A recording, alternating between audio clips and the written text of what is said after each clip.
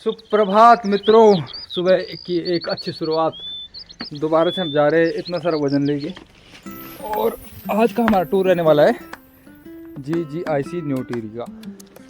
जी हाँ, girls inter college new Tehri.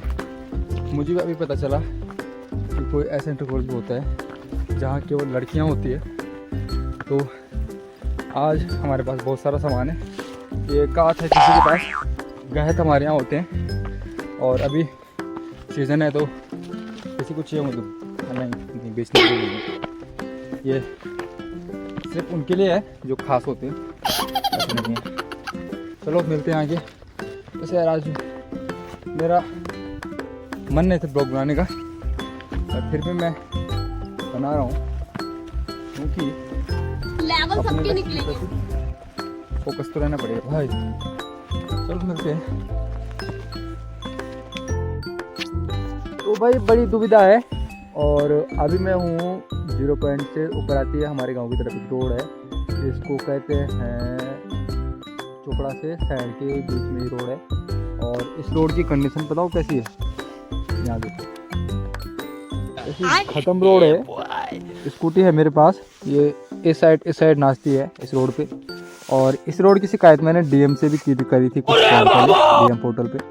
और उसके बाद एक मैडम का फ़ोन आया था, आशा करके थे, PWD में जेई हैं इस रोड की। और देख सकते हैं इस रोड की हालत। कोई बंदा रात को आना चाहता है इस रोड पे तो भाई मैं तो सजेस्ट नहीं करूँगा कि अगर 4 व्हीलर हो तभी आना, 2 व्हीलर पे मत आना भाई, क्योंकि ना बुरे हाल है भाई यहाँ। फिर जंगल भी है यहाँ बहुत ज़्यादा। इस जंगल में कहीं बाघ मिल गया, ऐसे में बंदा भगाएगा तो वैसे खत्म, स्कूटी से फिसल मर जाएगा, और नहीं भगाएगा तो बाघ खा जाएगा। तो ये कमी है, कुछ कमी है। अभी तो मैं आपको ये थोड़ा फिर भी ठीक है, आपको मैं चोपड़ा से 0 पॉइंट के बीच में 2 किलोमीटर का रास्ता है वो भी दिखाऊंगा कितने बुरे हाल होते हैं। और मित्रों देखिए ये सड़क के हाल बहुत ही गंदे हाल है भाई।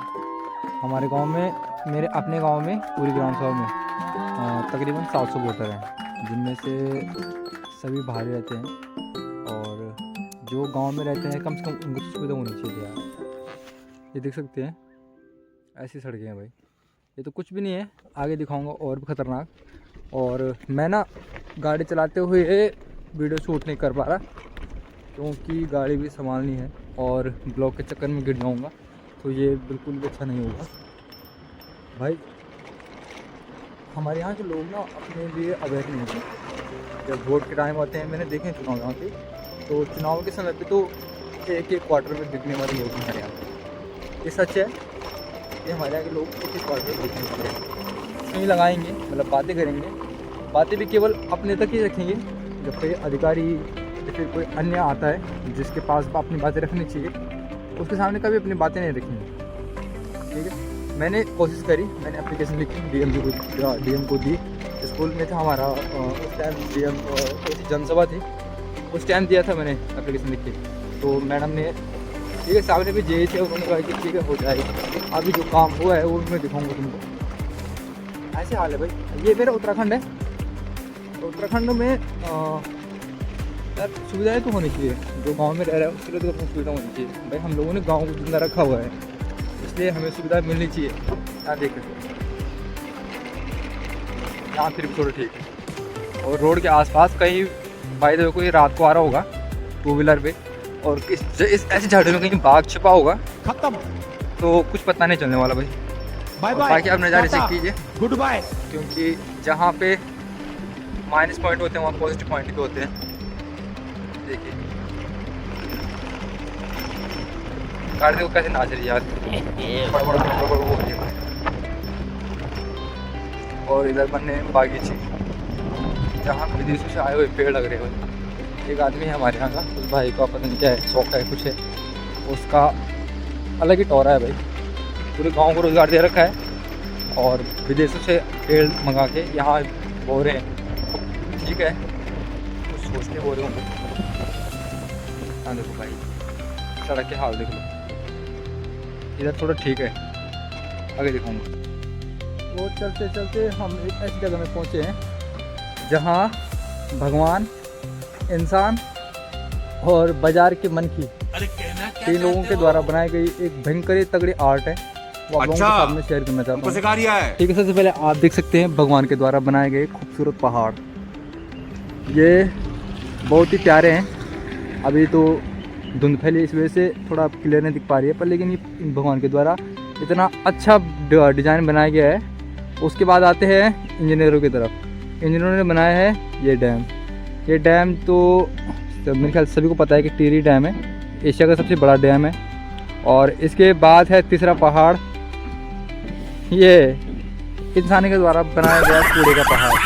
ये पहाड़ इस साइड तक है पूरा, इधर से भी है, इधर से इधर है पूरा। ये टिहरी, चंबा, बेपुरम, कोटी कॉलोनी, इतनी जगहों का कूड़ा कबाड़ इस जगह पड़ता है भाई। जब बारिश आती है सीजन के टाइम पे, ये कूड़ा ना पूरा इस रोड पे गिरा हुआ रहता है यहाँ तक, वो लास्ट तक।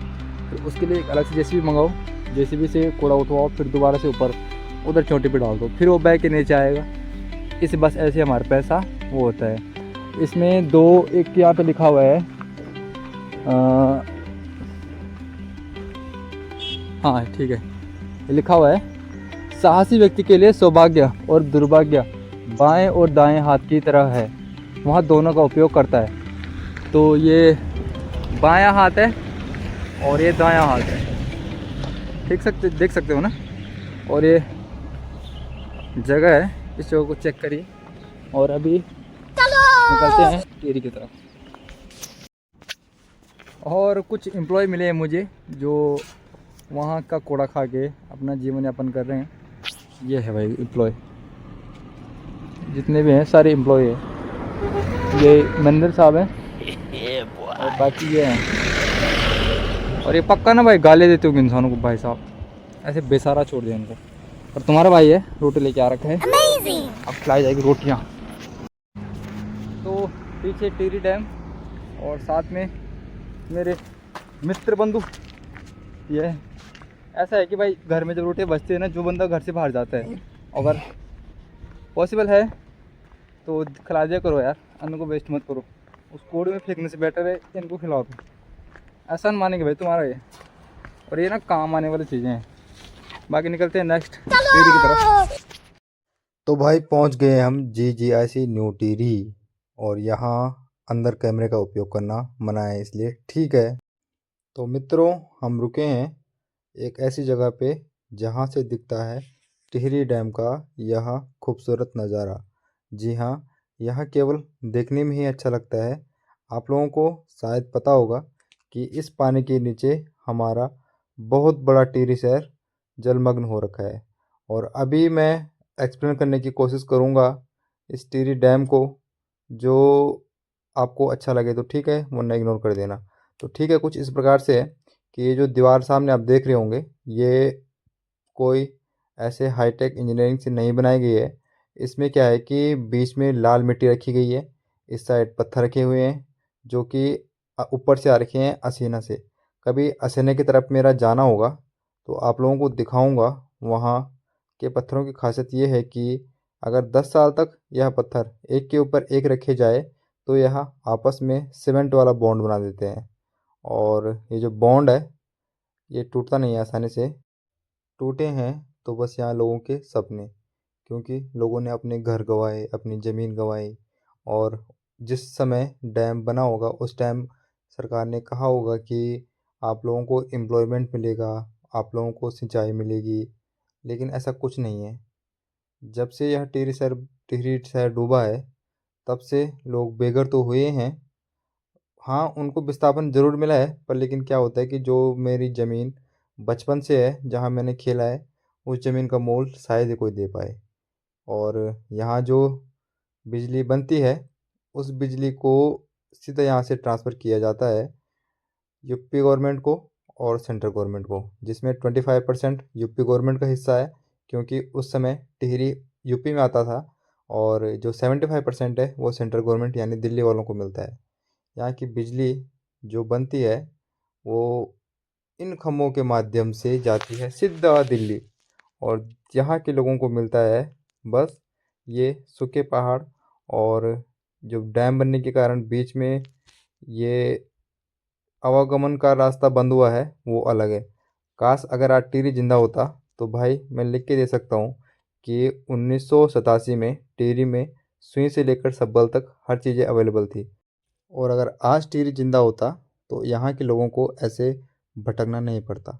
यहाँ के लौंडे जो भी हैं सारे होटलों में रहते हैं। बहुत ही कम लोग हैं जो अपने लोकल में ही काम करते हैं, उनमें से एक मैं भी हूँ। लेकिन मैं खुश हूँ कि मैं इन पहाड़ों में रहता हूँ। तो मित्रों, आज का ब्लॉग समाप्त करते हैं इस खूबसूरत नज़ारे के साथ। अगर आपको अच्छा लगा है तो लाइक करें, कमेंट करें और सब्सक्राइब करें वैरागी 15 को।